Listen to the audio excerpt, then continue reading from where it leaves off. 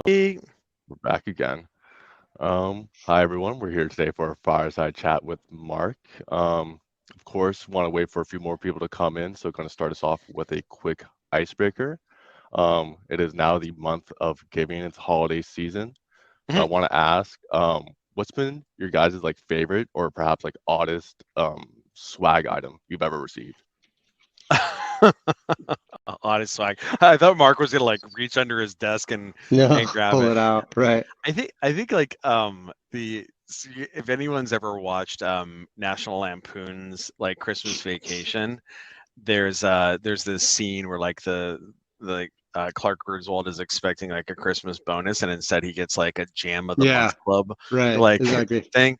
Like we had a one of our investors here at Atrium like sent a Christmas gift over, and it was like in the shape of like it looked like it was going to be like a bottle of like alcohol or like wine or something. It was like kind of had the same weight as well. And then I opened it up and it was like all these like weird jams.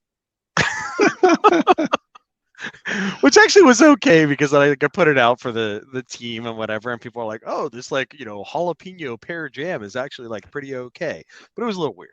What about you, Mark? What's like the weirdest swag sort of like um, gift you've gotten? I'm trying to think of the weird ones. Mm-mm.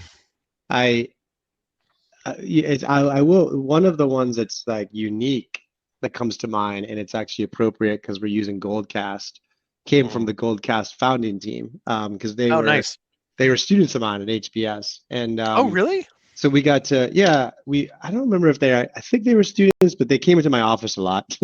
I don't remember if they're actually in my They class, just but they like were broke. like, They just broke yeah, in. all the You're like, hey. startup founders come to me, and I remember working quite a bit with them, and we talked personal stuff, and they got to realize that um, even though I like the taste of coffee and the hour after coffee, coffee doesn't react well with me after that. I get like Oh, nasty oh. shakes and like all these like emotional roller coaster stuff. So I rely on tea, Ah, tea for my caffeine pickup. And okay. the Gold Cast folks are from Southeast Asia, and so there's like where they sent me this like this kind of like an advent calendar, but with different teas. Oh, amazing. So it was like the It's awesome. coolest thing. So it was like the first, you open up the first day and it's like this tea and there's a whole 25 days story of around tea. it. Yeah, and it's like not like the tea bags, right? Like the stuff that like is totally customizing you Oh have to yeah. make in the whole thing. So I had to buy a whole new setup, which is so worth it because I had these 30 different teas. Um, so anyway, that was a good one. Bounce Exchange, which is now Wonderland, I helped them for a while, and they had this really creative thing where they actually sent me a suitcase, and it was like supposed to go on some sort of uh like a mystery thing with the trip and stuff. And what's funny about it is I lost the key to the suitcase and I've never been able to use it. It's a friggin' beautiful suitcase. It's like a It's just book. sitting in It's my like closet. I don't even yeah, know why I haven't thrown it you out. should It's so hard. you should It's a yeah, beautiful you should suitcase. I deploy can it. never use it You should because like deploy as somewhere like in the office as like an end yeah, I table guess or I something. should. Yeah, Elliot, what's right. the weirdest thing you've gotten? Nothing odd. I'm pretty fresh into receiving of swag items. I definitely would say my favorite though has been a massage gun. Absolute game Mm, changer. That's Never had great. one before. Oh my goodness. If you don't have one, get one. I swear. there you go. Okay. It's High high awesome. high, So, frequ- high high frequency of usage too. So like you're looking at oh the Heck yeah, yeah. brand while you're like "Grrr, oh Yeah. yeah, nice sales You have loft, great. very good positive memories of that brand. Yeah, exactly. absolutely, absolutely. Okay, so I do see that we have a few more folks in attendance. So do you want to start us off? We are here again today for the Fireside Chat with Mark Roberge. Super excited about the content takeaways everyone's going to be getting out of this event. Of course, today's event is brought to you by the team here at Modern Sales Pros. If you guys aren't familiar, Modern Sales Pros is the world's largest and highest quality community for those in sales management, sales leadership, sales and revenue operations, and sales enablement, aka our Modern Sales Pros. Our mission is to create an environment for our members to answer questions they'd struggle to solve on their own and help them see around corners that they may not know about. We do that through live sessions like this, an online forum, and our quarterly summits. If you're not already a part of MSP, you guys will be invited to join after this event. And speaking of summits, we're actually hosting our next one pretty soon. very excited about it. It's going to be our mega scale event in yeah. January 24th through 26th, 2023. It's going to feature over 20 plus content tracks. About 5,000 modern sales pros are going to be in attendance, and we're going to have over 50 high caliber speakers. You're going to be hearing from leaders at Drift, Sales Loft, Lean Data, of course, Stage 2 Capital, and many, many Never more. heard of those guys. Oh yeah, I'm gonna. Let those jokers in. What? All right, so I'm gonna be dropping the link That's to funny. register for that event in the chat. All right, you guys should be seeing it there right now. Go ahead and sign up. It's gonna be super cool. Gonna go over some quick housekeeping notes. Of course, like all other events, this event is being recorded. There will be access to this recording and the key takeaways on the previous events page of the MSP website. Second, if there's any questions for our panelists, please do use the Q&A function. They're going to do their best to get to them during the event. Off to the fun stuff. I'm going to pass things over to you, Pete. Talk about yourself, Atrium, and introduce Mark. All right, party. Thanks, Elliot. Appreciate it. Mark, so awesome to have you here. I'm excited to, for people who might not be familiar with the Mark Roberge arc, it's a really good one, and I think I think people will be really excited to kind of learn more about, what got you where you are. So for folks who might not be familiar, Atrium, my software company, we make data-driven sales management software. So it's software that helps AE, SDR, and AM, CSM managers use data to improve team performance. And so what Atrium does is it continuously monitors dozens and dozens of AE and SDR KPIs and proactively alerts managers and reps and leaders when something is off with the rep teams, et cetera. And so what this means is that managers can get to coaching insights faster and drive positive behavior change and win. And so one of the really cool things about this is it just takes like 2 minutes to set up via read-only connection to your CRM. And presto changeo, you have a world-class metrics harness telling you what performance looks like across all your reps. So that's a little bit on us there. I am super pumped to talk with Mark today. For folks who might not be familiar with me, I'm Pete Gazanji. I'm one of the founders of Atrium. I also lead our go-to-market function here. And so my last software company, TalentBin, was acquired by Monster Worldwide in 2014. And so like at that last software company, TalentBin, that was kind of where I went from being a business generalist founder to first sales rep, sales manager, sales leader, et cetera. And when we were acquired by Monster Worldwide, I was responsible for new product sales over there for a hot sec. Subsequent to that, ended up writing a book on startup sales called Founding Sales, and started Modern Sales Pro. So that's a little bit about me. Mark, maybe you can give folks a little bit of context on what you spend your time doing right now, and just kind of like the TLDR and kind of the couple of roles before that, because we're going to talk about like more meaningfully, like, kind of your journey, but maybe you can kind of give folks the preview right now. Yeah, I'll do the quick cliff notes. Is good at math as a kid, studied mechanical engineering undergrad, ended up coding for the first couple of years of my career at a big startup, a big consultant, Accenture, that Nice. somehow found this passion for entrepreneurship and found myself in a mobile startup. And then that didn't work out and ended up wanting to crystallize my position in that arena. So I went to MIT for business school, started a bunch of companies, met the co-founders of HubSpot, specifically sat next to Dharmesh Shah, one of the co-founders in class, which led to becoming the fourth employee there, first salesperson. And then that was a 9-year journey as CRO, taking them IPO, needed a rest, was recruited into HBS to teach there and build out their sales curriculum for their MBAs, which I've been doing for the last 7 years. And that was in parallel with like sitting on boards and advising dozens and dozens of startups, which led to the founding of Stage 2 Capital, which we'll talk about, and is the first VC firm run and backed by go-to-market leaders, CROs, CMOs, CCOs, the big software company in the world. I love it. Yeah, I'm pumped to talk more about Stage 2, both like what it offers portfolio companies, and also what its LP base looks like there. Before we kind of get started, we have a nice little offer for attendees here today. If you'd like to get a let's get this bread hat and a Coffees for Closers Yeti mug. We're going to go ahead and drop the hyperlink here. This is something that I had to be educated. I thought the term was like make it rain, like as sales professionals, like we make it rain. We're rainmakers. Apparently, the cool kids, now it's let's get this bread. Did you know that, Mark? I didn't know that. Yeah, That's great. I did. Got I to know. keep It's up with because everything. Keep up with the I know. trends. Right, like this, I got hip to this when like we would have close one alerts like fire off in Slack, and the AEs were putting little bread and like baguette emojis, and I'm like, what the hell is going on there? Like, let's get this bread, duh. I'm like, oh my Sick. God, That's awesome. I'm too I old. love it. I love it. Yeah, so, so we're gonna drop a link to that here.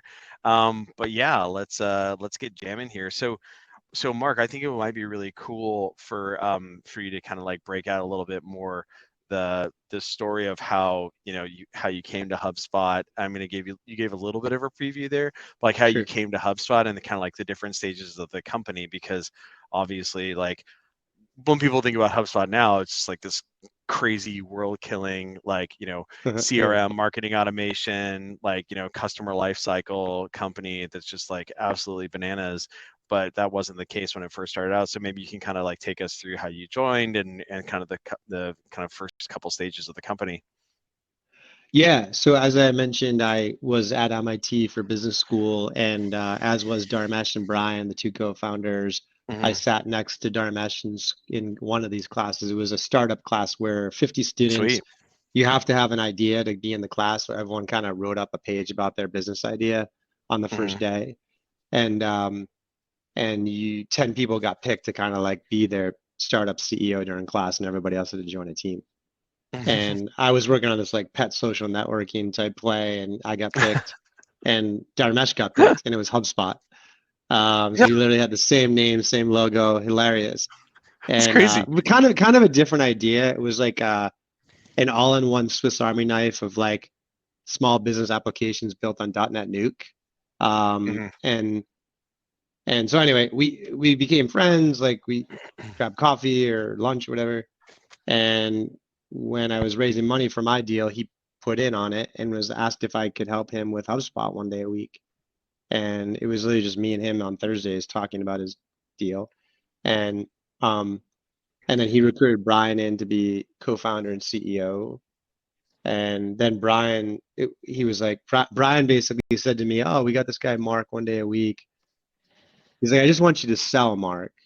Just I don't, slang. I don't, I think we know our strategy. Like we can talk about strategy, but I just want you to bring in customers." And I'm like, all right. So that was kind of like my venue into sales. I wasn't pursuing a career in sales. It was just I was a starving entrepreneur, and that's what they needed, and I did that. And and then like a year later, I was struggling to get the next round of funding for my startup, and Brian didn't know that, and was like, "You should quit your startup and come, be our first salesperson and fourth employee." And we're I about don't to know, raise a man. Series A. You'll have to convince me. Exactly. That's how I played it, obviously. I wanted to like, oh, my startup's going great. My life is perfectly stable, like whatever. And I was literally like, you know, thinking I would just get a salary for 4 months and move on to the next thing. But 9 years later, we're ringing the bell.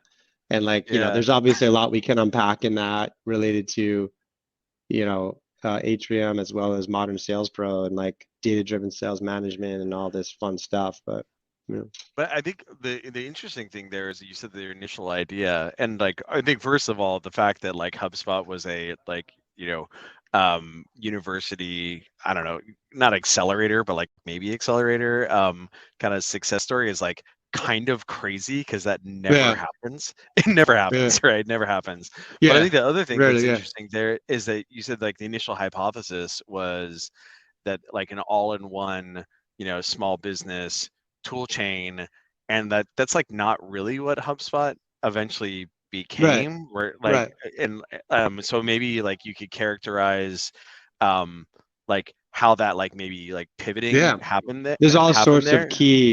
key strategic decisions there that were critical. Yeah, for And I don't know, sure. maybe And Dharmesh probably came from like customer feedback it via was you exactly right. selling, like I'll you tell in you the from my market. lens. Yeah, Yeah, yeah. Dharmesh may remember it differently in Brian, but like from my perspective, that it was this kind of Swiss Army knife of .NET Nuke apps that was like, which included like a wiki and an X intranet and all this stuff. And Yep. For me, I brought it up to this guy, Pete Caputa, who my dad is a sales coach and he was coaching Pete.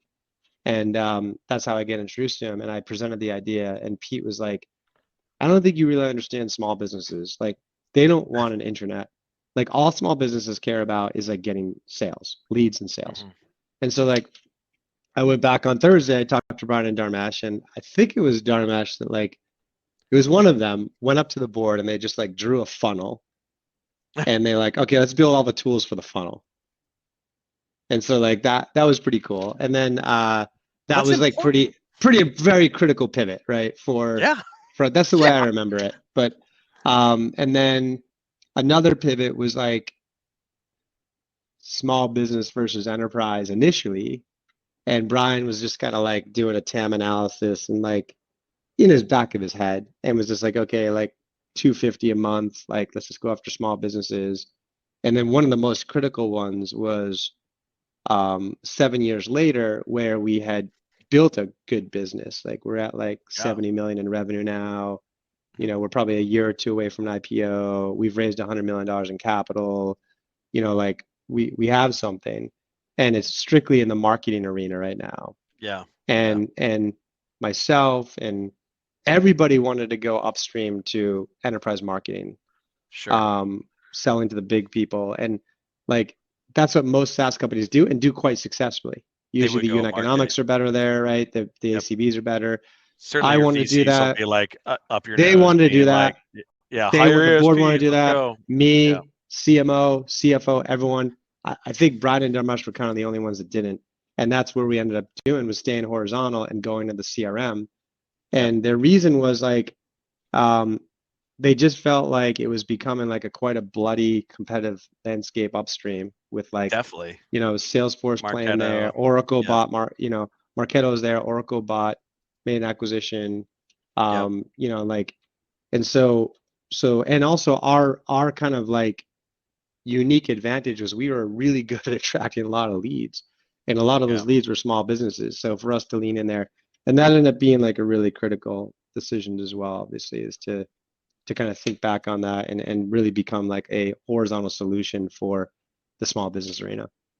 That's fascinating though, because like I think like the initial this is something like early on in the existence of an organization. I think one, this characterizes why it's so important to like fall in love with the problem and not fall in love with the solution. A, Yeah, and then B, like early on when you were talking about the like pivoting from like, hey, we need to like we're gonna be this suite of like small business tools. You mean like, oh, like Microsoft, and it's kind of like, well, not really like them, right? Versus like, oh, okay, you know what, man, all I care about is getting new business. right. If you can orient around that, that's gonna be really impactful.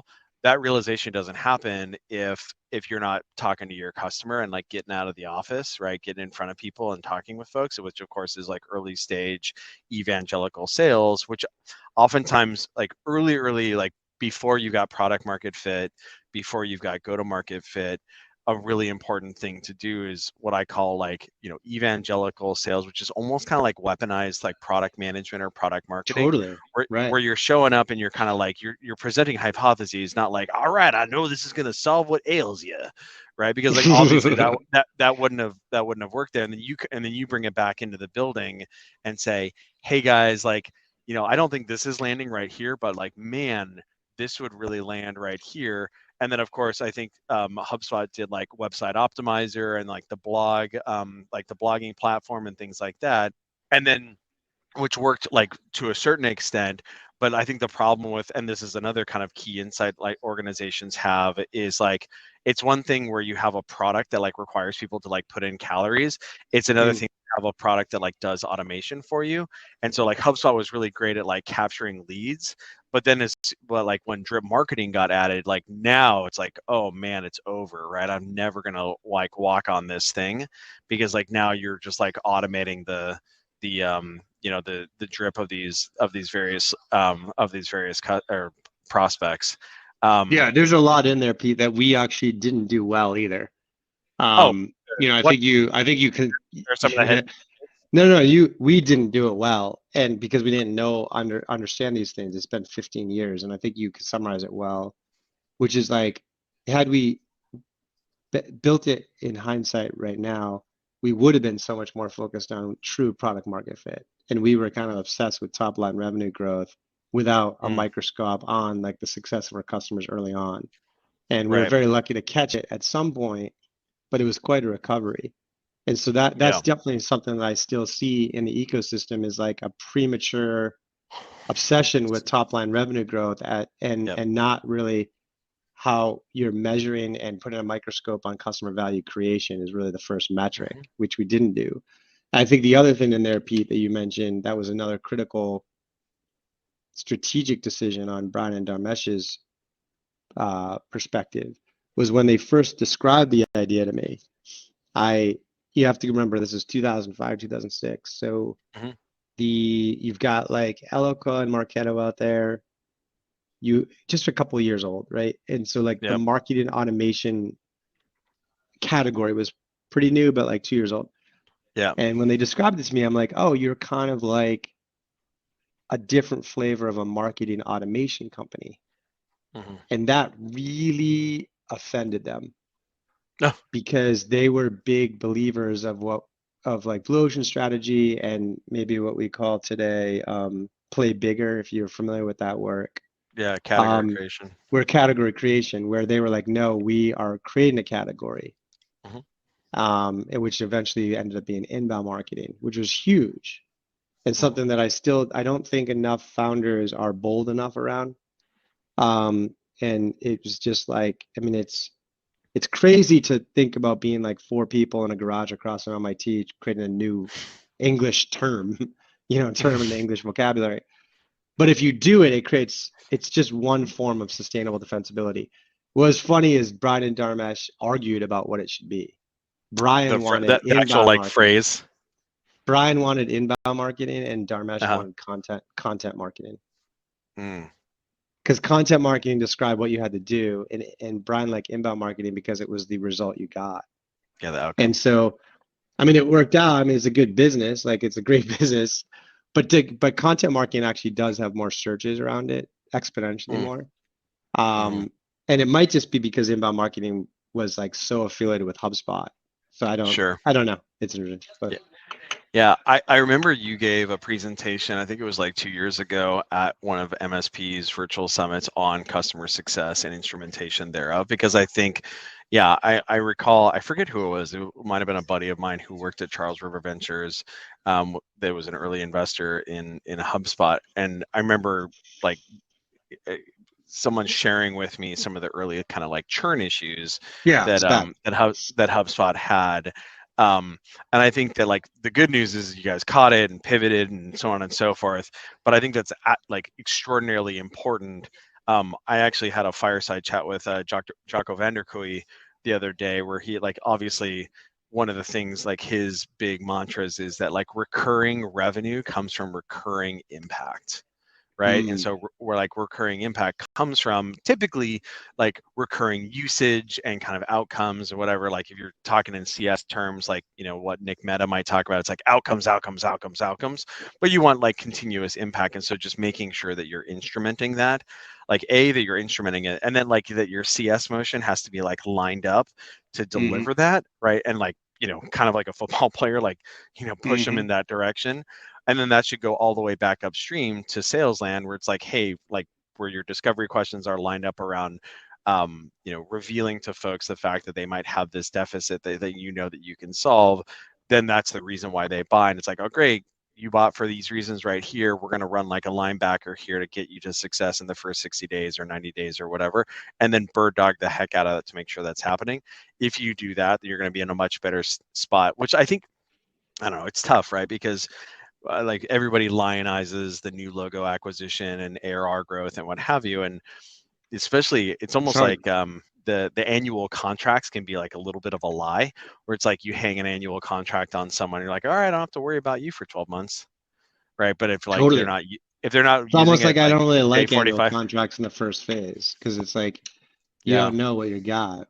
You don't know, like you hmm, really have to work harder at analyzing whether you're creating true retention. yeah, exactly. Yeah, And you're if you're not exactly bird right, dogging Pete. that, it's a problem.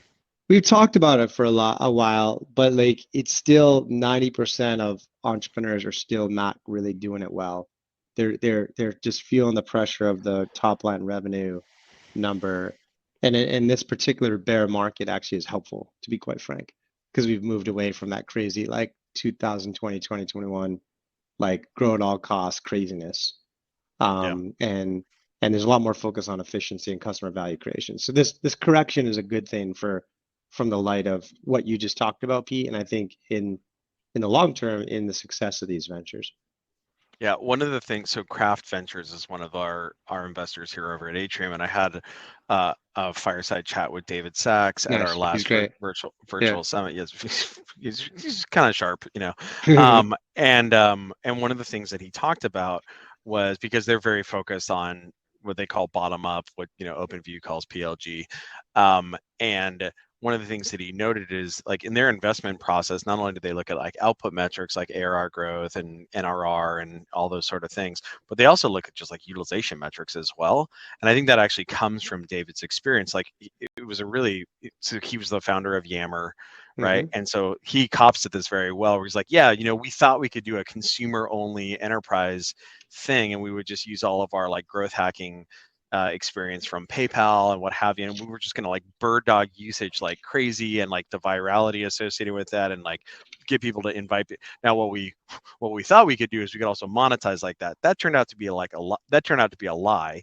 So we brought in a bunch of like Salesforce heavy hitters like Matt Cameron and a bunch of other folks to help with the monetization side, but they always bird dog usage like crazy, right? And I think that, like, Scratchpad's another investment of theirs, and like all these other PLG companies are very much focused on like making sure that you have people having good activation and good utilization, because if you don't have that, like, you can sell, like, I don't know, if you take someone to enough steak dinners, like maybe you can get a PO from them, right? But like, is actual like is actual impact happening?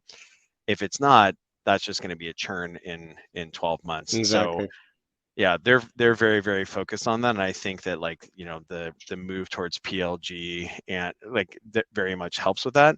But it needs to have a sales component associated with it for the most part, because otherwise you're going to be talking about like very non-economical transactions.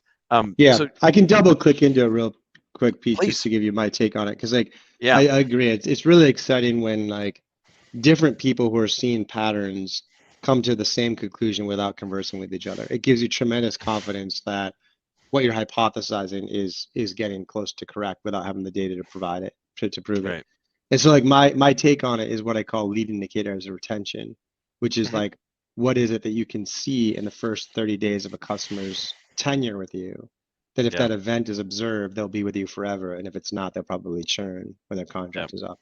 So that's what I try to like lean into. And there's lots of examples across the unicorns that on what they were, from Slack 2,000 team messages in a month, Dropbox backing up your mhm, device, HubSpot using 5 or more features in the platform, mhm, right? So I've written quite a bit on like how to think about defining yours.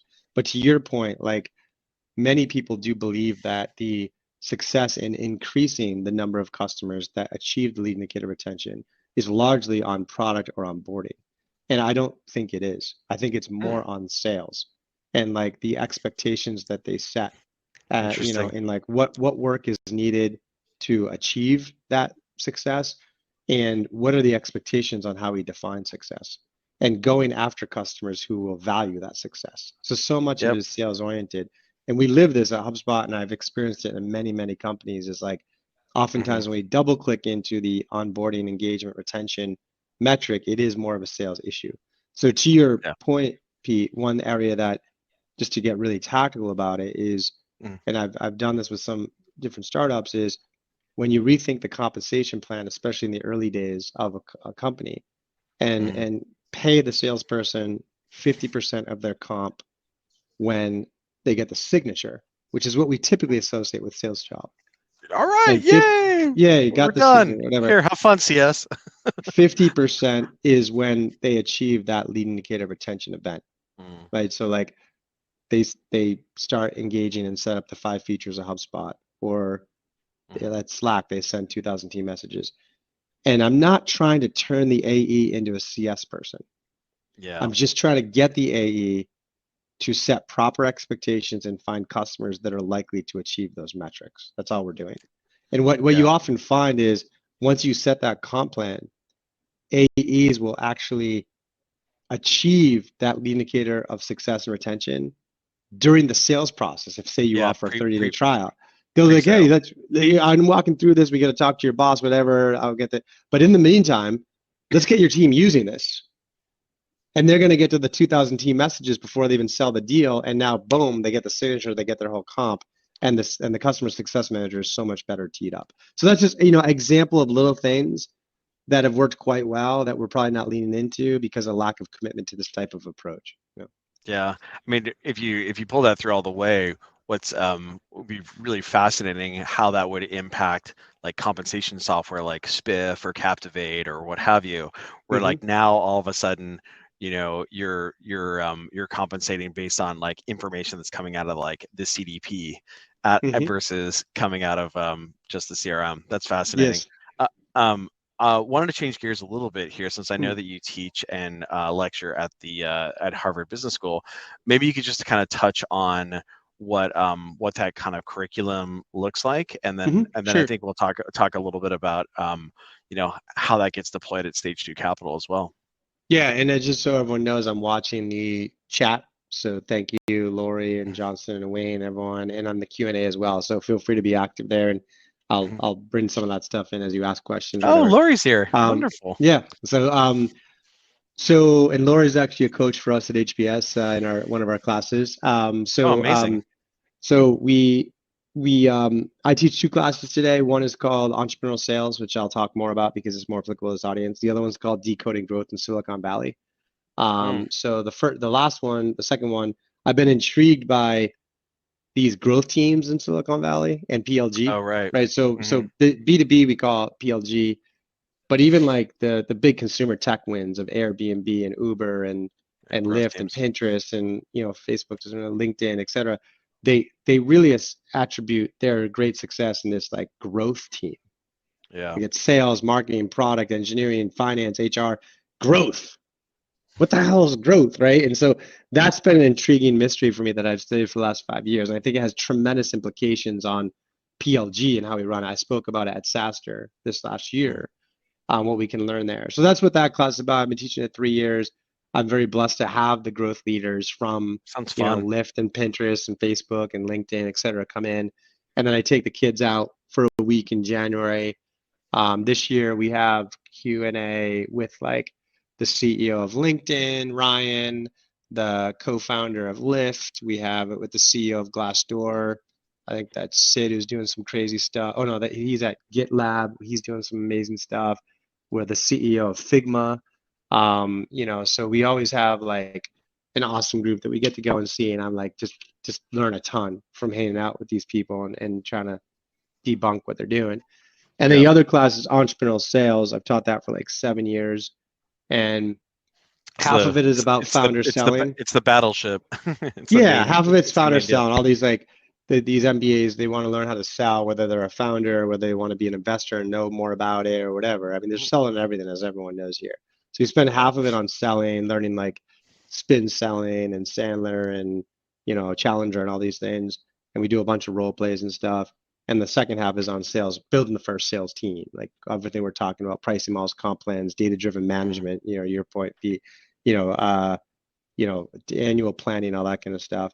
So I think the big thing that I teach in there is I have a go-to-market system, which is like it sits on the target market, the buyer journey, and the sales process to support the buyer journey. That's the foundation with two inputs, demand and sales hires, that runs with a flywheel of how you coach, a big part of your life, Pete, coach and compensate your reps, that spits out activities like demos that lead to a forecast that lead to revenue. And so that's the system that I build out for the students, and we have different cases around each of those components. I think the underlying messages are one, this is not an art or magic. This is a very scientific field that can be data-driven. Number two, there is no universal answer about which one of these components, the answers for like the best sales hire or the best sales playbook. It's all contextual. And so you have Yep. to have this deep appreciation for your context. And the way I think about context is, what are you Yep. selling to who, and what, and at what stage are you? And that has Mhm. tremendous implications on the demand gen channel you choose, the sales methodology you choose, the type of sales hire you choose. And we could double click into that if you want to bring more substance to it. I give you some examples, but that's a big part of the pedagogy that we, or I the lessons we learn. I love that, because I think that like one of the things that, like, I talk about this in founding sales, is that a lot of times people who don't have sales expertise come like, and if you think about like your MBA students, like Yeah. probably a lot of them are coming out of, like, I don't know, like consulting or what have you. Maybe they're like engineers or what have you, want to like go and have a reboot. And so people don't have a lot of expertise around sales. And they don't realize that, one, like it feels like it's all art. And then revealing to folks that, like, no, it's like a system. Now the problem, of course, is that like it's a sales organization is essentially a revenue factory. But the problem is that the machines in question are kind of like squishy, right? It's like Yes, not exactly. like, yeah, it's like not only are like the machines themselves squishy, unlike at Ford or Tesla or whatever, and so like they're error prone and what have you. But then also like the pieces that you're managing, like the customers, like they're also squishy and kind of like squirrely. So a lot of times people are like, oh well, like let's just give up trying to measure this.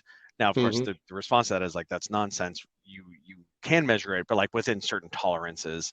And I think that's like a really important thing to reveal to folks. Um, Totally. A lot yeah, of great questions coming in too, we're up to get to, but yeah. like, thank Let's. you for the reactions to this commentary. It's good. I think that would be great. Let's take a little like a break here to answer some of these questions. So Johnson had, and like Mark, this will be perfect for you. Learn more about the approach to identifying the retention driving activities that could be built into a comp plan. Like, how would you identify Yeah, that? Who, like, yeah, where's the best place to start? Like, I really know good, this is like your really your good. your So your write important. up, right? This is where a lot of people get stuck. Is like they buy into the fact that, like, yeah, your first North Star shouldn't be revenue. It should be lead indicator retention, getting Yep. 80% of your customers to like hit that event that you promised them and want to do. And so, Johnson, in the early stages, I do find that a lot of founders and startups spend too much time analyzing and thinking about what it could be. Like, just remember that 95% of your peers as founders are starting their businesses with the first North Star as 1 million in revenue. Okay. And they're going to end up with a bunch of customers who are not happy and a huge churn problem and likely going to fail. Okay. So, just the fact that you're challenging that you're not basing your first North Star on revenue, that you're basing it on something related to customer value, you are way better than the norm. Okay. Already So, just head and don't, shoulders.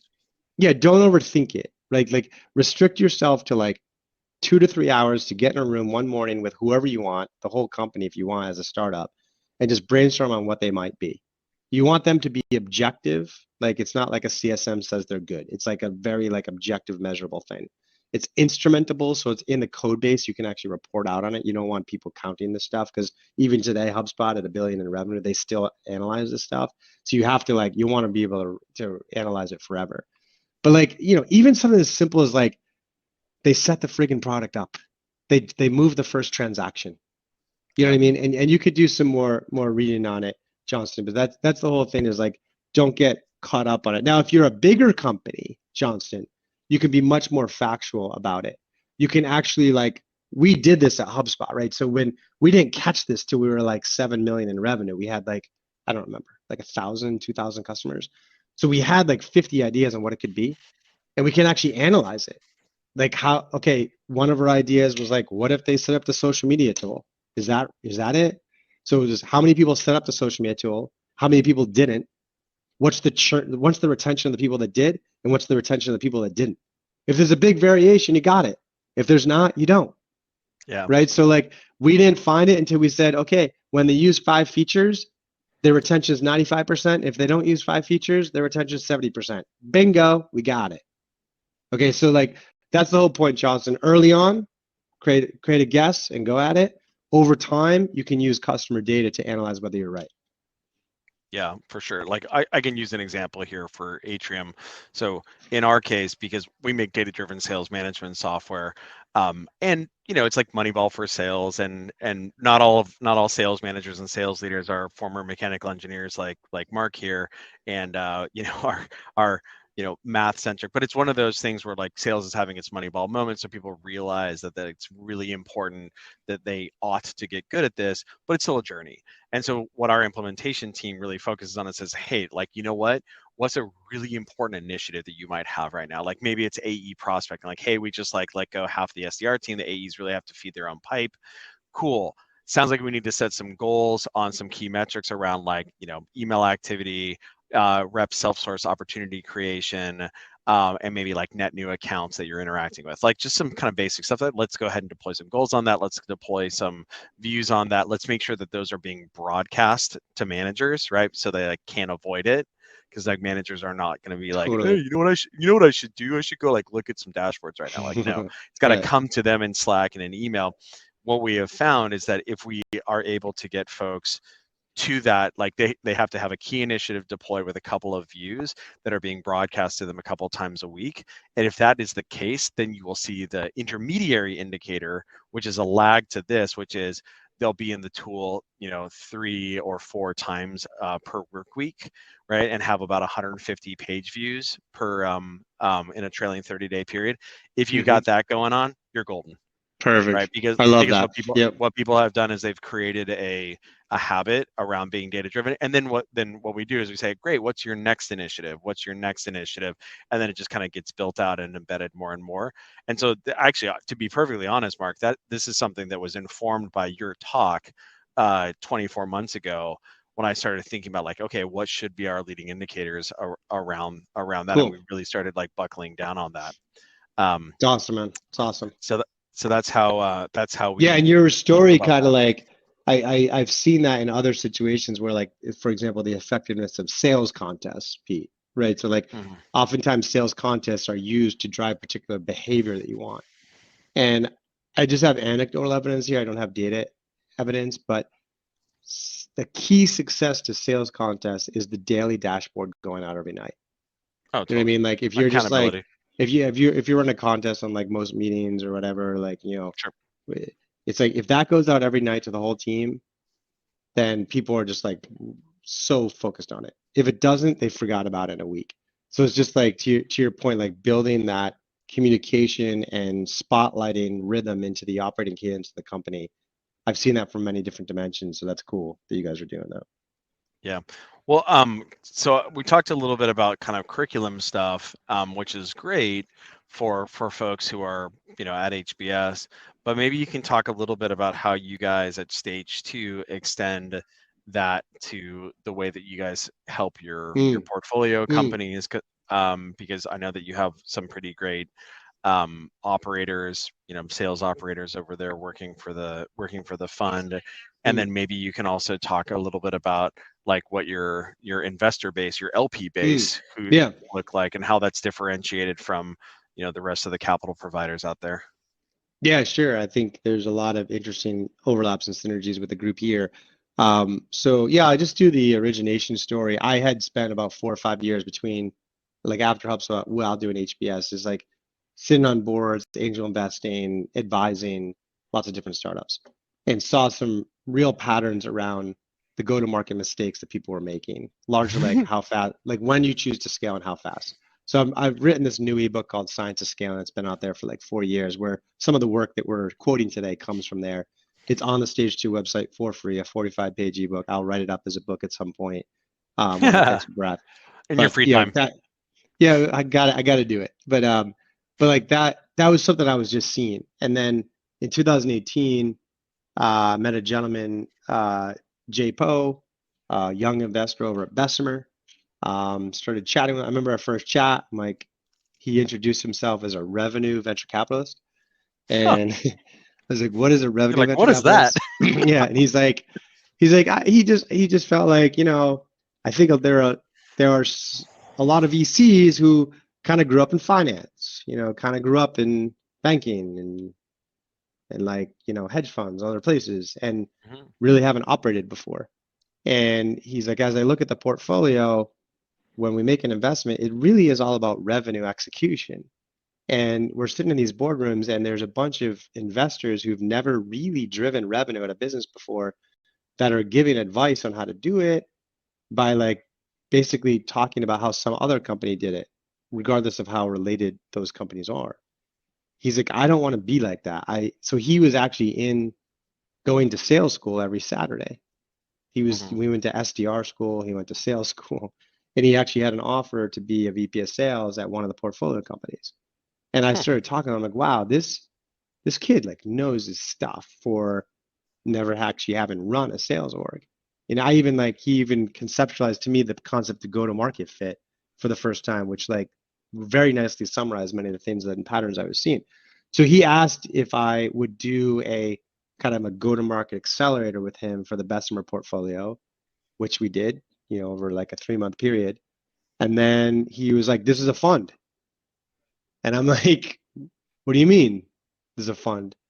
He's like, this has to be a fund, this concept. We have to go and get all the most successful CROs, CMOs, CCOs, RevOps, go-to-market leaders into a fund. They invest their money, and then we got to go help these startups, specifically on the go-to-market strategy. And I was like, there is a big need for that. Like I'm seeing that. I'm in these board meetings, and I know where the gaps are. Like I think the general VC ecosystem is exceptional at giving advice on corporate strategy, on financial capitalization strategy, sometimes on product execution, sometimes on competitive positioning, whatever. But there's a huge lacking on the go-to-market side. And I'm like, I don't know. Like, here's my 10 buddies who are CROs of a public company. Go talk to them and see what they think. He came back a week later with their checks and like 10 other introductions from each, right? And before we knew it, we had 100 people in this thing, in the first fund. And so now we're on our third fund. We've been at it for 4 years. Our last fund was 150 million. We have 400 CROs, CMOs, CCOs, RevOps, the CRO, CMO of like Snowflake, of Zoom, of Salesforce, of SAP, like Drift, you mentioned Drifter, like, most of the unicorns in the world, they are part of our fund. And so, and yeah, we help companies with their startups with their go-to-market. So we invest. We have 32 companies in the portfolio now. We invest when they're about $1 million in revenue. And Pete, you could easily guess what we help them with. A lot of them don't have a VP of sales yet, so we very involved in the assessing and selection of the VP of sales. We integrate them into the company. We help them with their hiring strategy. We help them with comp strategy. We help them with their go-to-market, like their demand gen selections. It's pretty obvious like what we'd be helping them with. I'd say the other thing that's probably most applicable to this group is 2 years ago, we were meeting these companies that were like more like 20 or 30,000 in revenue. And we're like, wow, this is a cool company. They're doing some really great stuff, but they're not in our investment scope yet. We engage when these companies are around $1 million in revenue. Can we find a scalable way to help these people, to track these people, to engage earlier? And so we came up with this accelerator that's kind of like the Y Combinator for go-to-market. It's a go-to-market accelerator. We're going to run it. This is our 3rd year we'll run it. And what's cool about it is we have replicated the network effect of all these CROs, CMOs at the mid-level, right? So we have the director of sales at Snowflake, at MongoDB, at Twilio, at Zoom, who put in a much smaller check than what the CRO can afford for this accelerator. And we have 250 people on that one too. So anyway, it's all on our website if you're interested. If you ever want to like learn how to be a board member, advisor, or an angel investor, I think this is like one of the best venues to do that because we provide hands-on experience to these people on like looking at deals and coaching really live companies. We provide the platform for that. That's what we're up to. It's been fun. That's awesome. Well, maybe we can answer a couple more questions here before we adjourn. Rob has a question here. He was actually, this is a question more of a statement. Speaking the truth about VCs with finance background seen it many times myself. Great to learn more about stage 2's value.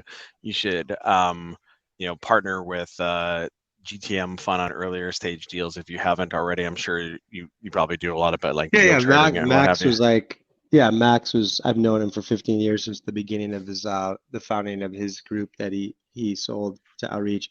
And yeah, I mean, they're always supportive of anyone pushing the field. We've looked at a couple of deals together. We haven't pulled the trigger on one together yet, but always Yeah. excited and supportive of people who are pushing the sales knowledge into the startup ecosystem. Yeah, Jeff has a question around specific KPIs as relates to coaching. I can take this one. I mean, I Yeah, think good. that like the thing I would it kind of depends on your relative level of sophistication and what have you. Probably the biggest thing there is like if you're not doing anything, it's the important thing is to just like start and kind of start with meat and potatoes. So if you're looking at AEs, really what you want to think about is like sales performance is all about a high quantity of high quality behavior, and so you want to have minimally viable instrumentation of the quantity of like selling activity, which would be like customer facing meeting volumes, opportunity ownership, new opportunity inflow, opportunity touches, things like that. We're talking about AEs right now. Yeah. On the efficiency side and kind of the quality side, it would be things like win rate, average selling price, conversion, like stage conversions and things like that. Like if you have those in place, that will be enough for you to debug where a potential bookings issue is coming from. Because if you're having a bookings issue, well, you can't just like say, oh, we have a bookings issue, sell hard or whatever. You have to figure out what the upstream ramifications are. So like it might be, do we not have enough wins, but our average selling price is fine? Great. If that's the case, then maybe there's a question of win rate versus attempts.